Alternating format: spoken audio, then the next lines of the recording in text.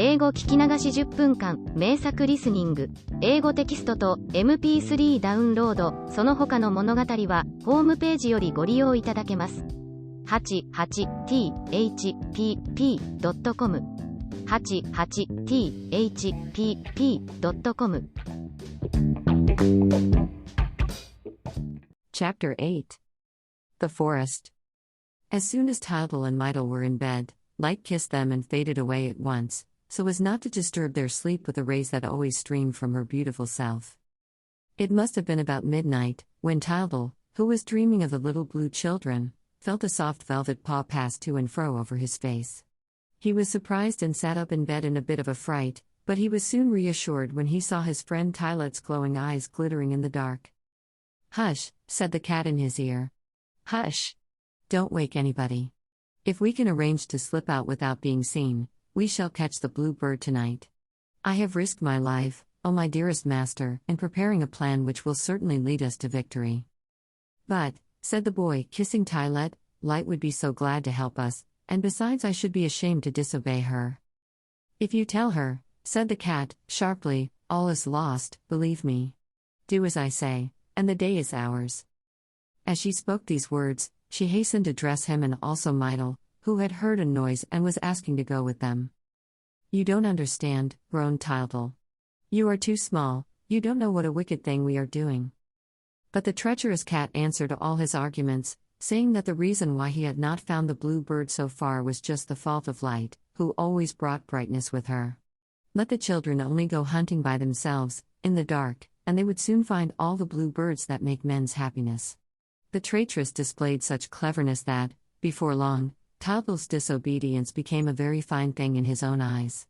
Each of Tylet's words provided a good excuse for his action or adorned it with a generous thought. He was too weak to set his will against trickery, allowed himself to be persuaded and walked out of the temple with a firm and cheerful step.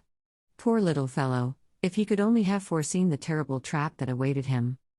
Our three companions set out across the fields in the white light of the moon. The cat seemed greatly excited, did nothing but talk and went so fast that the children were hardly able to keep up with her. "This time," she declared, "we shall have the blue bird, I am sure of it. I asked all the trees in the very oldest forest, they know him, because he hides among them. Then, in order to have everybody there, I sent the rabbit to beat the assembly and call the principal animals in the country." They reached the edge of the dark forest in an hour's time. Then, at a turn in the road, they saw, in the distance, someone who seemed to be hurrying towards them. Tylet arched her back, she felt that it was her old-time enemy. She quivered with rage. Was he once more going to thwart her plans? Had he guessed her secret? Was he coming, at the last moment, to save the children's lives? She leaned over to Tildal and whispered to him, in her most honeyed voice. "I am sorry to say it is our worthy friend the dog. It is 1,000 pities, because his presence will make us fail in our object. He is on the worst of terms with everybody, even the trees. Do tell him to go back." "Go away, you ugly thing," said Tildal, shaking his fist at the dog. Dear old faithful Tylo, who had come because he suspected the cat's plans, was much hurt by these hard words. He was ready to cry, was still out of breath from running and could think of nothing to say. "Go away, I tell you," said Tildal again. "We don't want you here and there's an end of it. You're a nuisance, there." The dog was an obedient animal and, at any other time, he would have gone, but his affection told him what a serious business it was and he stood stock still. "Do you allow this disobedience?" said the cat to Tildal, in a whisper. "Hit him with your stick." Tildal beat the dog, as the cat suggested. "There, that will teach you to be more obedient," he said. The poor dog howled at receiving the blows, but there was no limit to his self-sacrifice. He went up to his young master pluckily and, taking him in his arms, cried, "I must kiss you now you've beaten me."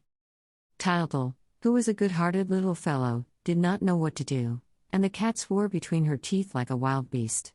Fortunately, dear little Mydal interfered on our friend's behalf. No, I want him to stay," she pleaded. "I'm frightened when Tylo's not with us." Time was short and they had to come to a decision. "I'll find some other way to get rid of the idiot," thought the cat. And, turning to the dog, she said, in her most gracious manner, "We shall be so pleased if you will join us." As they entered the great forest, the children stuck close together, with the cat and the dog on either side of them. They were awed by the silence and the darkness, and they felt much relieved when the cat exclaimed, "Here we are. Turn the diamond." Then the light spread around them and showed them a wonderful sight. They were standing in the middle of a large round space in the heart of the forest, where all the old trees seemed to reach up to the sky. Wide avenues formed a white star amidst the dark green of the wood. Everything was peaceful and still, but suddenly a strange shiver ran through the foliage. The branches moved and stretched like human arms, the roots raised the earth that covered them, came together, took the shapes of legs and feet and stood on the ground. A tremendous crash rang through the air, the trunks of the trees burst open and each of them let out its soul, which made its appearance like a funny human figure.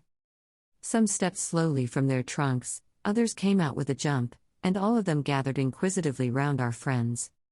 The talkative poplar began to chatter like a magpie. "Little men. We shall be able to talk to them. We have done with silence. Where do they come from? Who are they?" And so he rattled on. The lime tree, who was a jolly, fat fellow, came up calmly, smoking his pipe. The conceited and dandified chestnut tree screwed his glass into his eye to stare at the children. He wore a coat of green silk embroidered with pink and white flowers. He thought the little ones too poor-looking and turned away in derision. "He thinks he's everybody, since he has taken to living in town. He despises us," sneered the poplar, who was jealous of him. "Oh dear, wept the willow, a wretched little stunted fellow, who came clattering along in a pair of wooden shoes too big for him. "They have come to cut off my head and arms for firewood." Tildal could not believe his eyes. He never stopped asking the cat questions. "Who's this? Who's that?" And Tylette introduced the soul of each tree to him. There was the elm, who was a sort of short-winded, paunchy, crabby gnome; the beech, an elegant, sprightly person; the birch, who looked like the ghosts in the palace of night, with his white flowing garments and his restless gestures. The tallest figure was the fir tree. Tildal found it very difficult to see his face perched right at the top of his long, thin body, but he looked gentle and sad, whereas the cypress, who stood near him, dressed all in black, frightened Tildal terribly. However, so far nothing very dreadful had happened. The trees, delighted at being able to talk, were all chattering together, and our young friend was simply going to ask them where the blue bird was hidden, when, all of a sudden, silence reigned. The trees bowed respectfully and stood aside to make way for an immensely old tree, dressed in a long gown embroidered with moss and lichen. He leaned with one hand on a stick and with the other on a young oak sapling who acted as his guide, for the old oak was blind. His long white beard streamed in the wind. "It's the king," said Tildal to himself, when he saw his mistletoe crown. "I will ask him the secret of the forest." And he was just going up to him, when he stopped, seized with surprise and joy. There sat the blue bird before him, perched on the old oak's shoulder. "He has the blue bird," cried the boy gleefully. "Quick! Quick! Give him to me!" "Silence! Hold your tongue," said the greatly shocked trees. "Take off your hat, Tildal," said the cat. "It's the oak." The poor child at once obeyed with a smile. He did not understand the danger that threatened him, and he did not hesitate to answer, "Yes, sir," when the oak asked him if he was still the woodcutter's son. Then the oak, trembling with rage, began to lay a terrible charge against Daddytal. "In my family alone," he said, "your father has put to death 600 of my sons, 475 uncles and aunts, 1,200 cousins of both sexes, 380 daughters-in-law, and 12,000 great-grandsons." No doubt his anger made him exaggerate a little, but Tildal listened without protest and said, very politely, "I beg your pardon, sir, for disturbing you. The cat said that you would tell us where the blue bird is." The oak was too old not to know all there was to know about men and animals. He smiled in his beard when he guessed the trap laid by the cat, and he felt very glad at it, for he had long wished to revenge the whole forest for the slavery to which man had subjected it. "It's for the fairy Barraloon's little girl, who is very ill," the boy continued. "Enough," said the oak, silencing him. "I do not hear the animals. Where are they? All this concerns them as much as us. We, the trees, must not assume the responsibility alone for the grave measures that have become necessary." "Here they come," said the fir tree, looking over the top of the other trees. "They are following the rabbit." I can see the souls of the horse, the bull, the ox, the cow, the wolf, the sheep, the pig, the goat, and the bear. All the animals now arrived. They walked on their hind legs and were dressed like human beings. They solemnly took up their positions in a circle among the trees, all except the frivolous goat, who began to skip down the avenues, and the pig, who hoped to find some glorious truffles among the roots that had newly left the ground.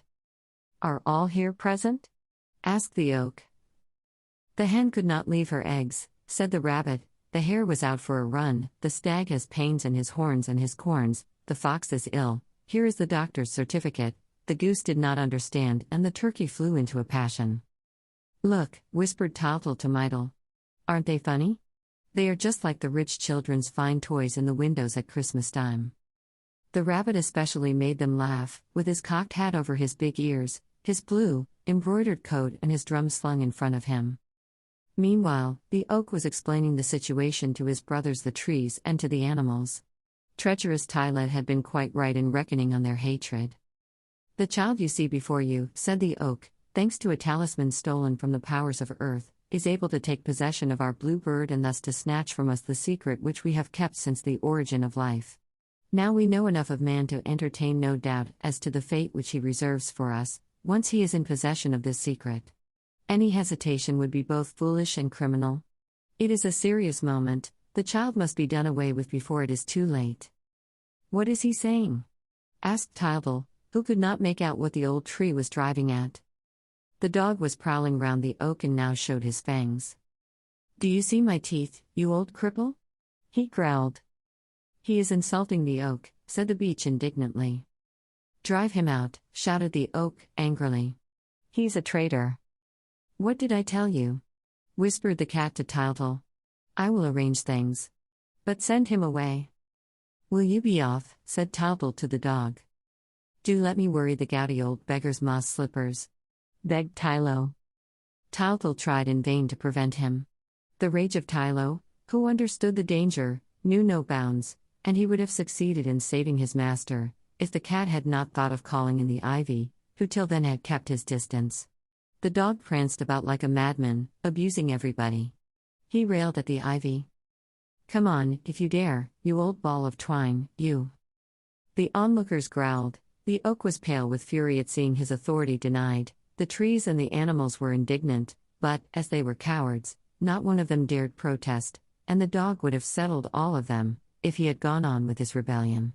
But Tottle threatened him harshly, and, suddenly yielding to his docile instincts, Tylo lay down at his master's feet. Thus it is that our finest virtues are treated as faults, when we exercise them without discrimination. From that moment, the children were lost. The ivy gagged and bound the poor dog, who was then taken behind the chestnut tree and tied to his biggest root. "Now," cried the oak, in a voice of thunder, "we can take counsel quietly. This is the first time that it is given us to judge man. I do not think that, after the monstrous injustice which we have suffered, there can remain the least doubt as to the sentence that awaits him." One cry rang from every throat. "Death! Death! Death!" The poor children did not at first understand their doom, for the trees and animals, who were more accustomed to talking their own special language, did not speak very distinctly, and, besides, the innocent children could never imagine such cruelty. "What is the matter with them?" asked the boy. "Are they displeased?" "Don't be alarmed," said the cat. "They are a little annoyed because spring is late." And she went on talking into Toddle's ear, to divert his attention from what was happening. While the trusting lad was listening to her fibs, the others were discussing which form of execution would be the most practical and the least dangerous. The bull suggested a good butt with the horns, the beech offered his highest branch to hang the little children on, and the ivy was already preparing a slipknot. The fir tree was willing to give the 4 planks for the coffin and the cypress the perpetual grant of a tomb. "By far the simplest way," whispered the willow, "would be to drown them in one of my rivers." And the pig grunted between his teeth. "In my opinion, the great thing would be to eat the little girl. She ought to be very tender." "Silence," roared the oak. "What we have to decide is which of us shall have the honor of striking the first blow." "That honor falls to you, our king," said the fir tree. "Alas, I am too old," replied the oak. "I am blind and infirm. To you, my evergreen brother, be the glory, in my place, of striking the decisive blow that shall set us free. But the fir tree declined the honor on the pretext that he was all ready to have the pleasure of burying the two victims and that he was afraid of rousing jealousy. He suggested the beech, as owning the best club. It is out of the question, said the beech. You know I am worm-eaten. Ask the elm and the cypress. Thereupon the elm began to moan and groan. A mole had twisted his great toe the night before and he could hardly stand upright, and the cypress excused himself and so did the poplar, who declared that he was ill and shivering with fever. Then the oak's indignation flared up. You are afraid of man, he exclaimed. Even those unprotected and unarmed little children inspire you with terror. Well, I shall go forth alone, old and shaky and blind as I am, against the hereditary enemy. Where is he? And groping his way with his stick, he moved towards Tildal, growling as he went. Our poor little friend had been very much afraid during the last few minutes. The cat had left him suddenly, saying that she wanted to smooth down the excitement, and had not come back.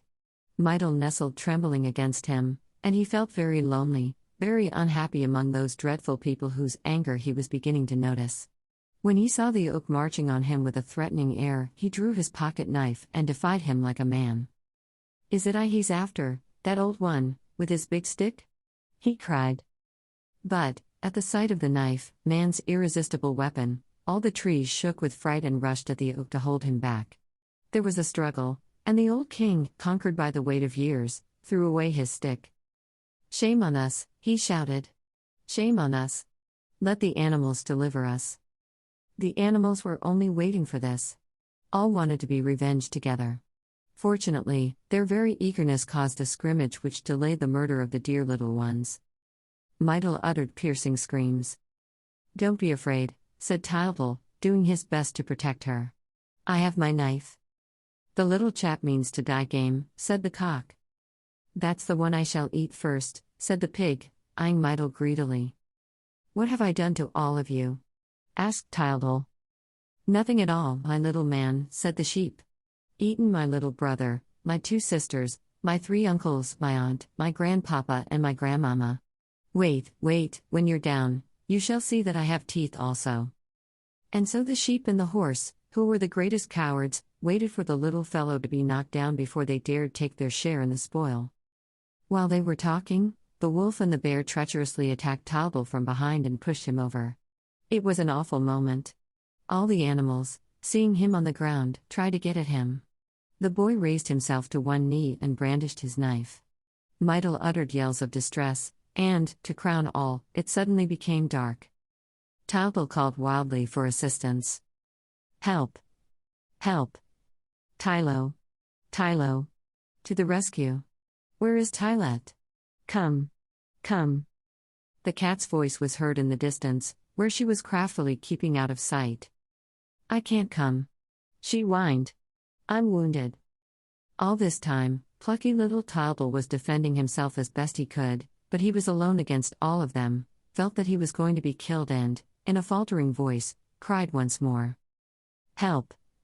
Tylo! Tylo! I can't hold out. There are too many of them. The bear. The pig. The wolf. The fir tree. The beech. Tylo! Tylo! Tylo! Then the dog came leaping along, dragging his broken bonds and elbowing his way through the trees and animals and flung himself before his master, whom he defended furiously. Here, my little god. Don't be afraid. Have at them? I know how to use my teeth. All the trees and animals raised a loud outcry. Renegade. Idiot. Traitor. Felon. Simpleton. Sneak. Leave him. He's a dead man. Come over to us. The dog fought on. Never. Never. I alone against all of you. Never. Never. True to the gods, to the best, to the greatest. Take care, my little master, here's the bear. Look out for the bull. Tildal vainly tried to defend himself. I'm done for, Tylo. It was a blow from the elm. My hand's bleeding. And he dropped to the ground. No, I can hold out no longer. They are coming, said the dog. I hear somebody. We are saved. It is light. Saved. Saved. See, they're afraid, they're retreating. Saved, my little king. And, sure enough, light was coming towards them, and with her the dawn rose over the forest, which became light as day. What is it? What has happened? She asked, quite alarmed at the sight of the little ones and their dear Tylo covered with wounds and bruises. Why, my poor boy, didn't you know? Turn the diamond quickly. Tylo hastened to obey, and immediately the souls of all the trees rushed back into their trunks, which closed upon them. The souls of the animals also disappeared, and there was nothing to be seen but a cow and a sheep browsing peacefully in the distance. The forest became harmless once more, and Tylo looked around him in amazement. No matter, he said, but for the dog, and if I hadn't had my knife. Light thought that he had been punished enough, and did not scold him.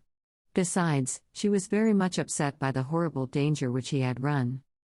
Tylo, Mydal and the dog, glad to meet again safe and sound, exchanged wild kisses. They laughingly counted their wounds, which were not very serious. Tylet was the only one to make a fuss. The dog's broken my paw. She mewed. Tylo felt as if he could have made a mouthful of her. Never mind, he said. It'll keep. Leave her alone, will you, you ugly beast? Said Mydal. Our friends went back to the Temple of Light to rest after their adventure. Tylo, repenting of his disobedience, dared not even mention the blue bird of which he had caught a glimpse, and Light said to the children, gently, let this teach you, dears, that man is all alone against all in this world. Never forget that. A regular waterfall of tears came gushing from her eyes, flooding all around her. Audiobook. Living in Kyoto by Hidemi Woods. Now on sale in online stores. 44 available distributors. Apple, Google Play, Amazon Audible, or else.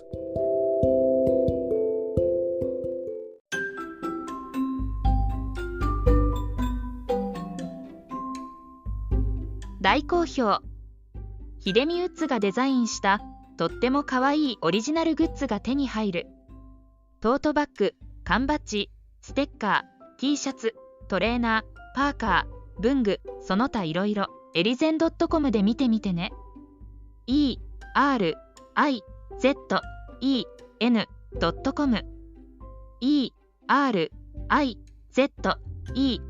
erizen.com エリゼン .com。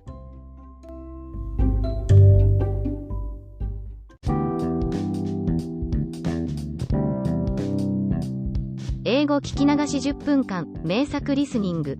英語テキストと MP3 ダウンロード、その他の物語はホームページよりご利用いただけます。88thpp.com 88thpp.com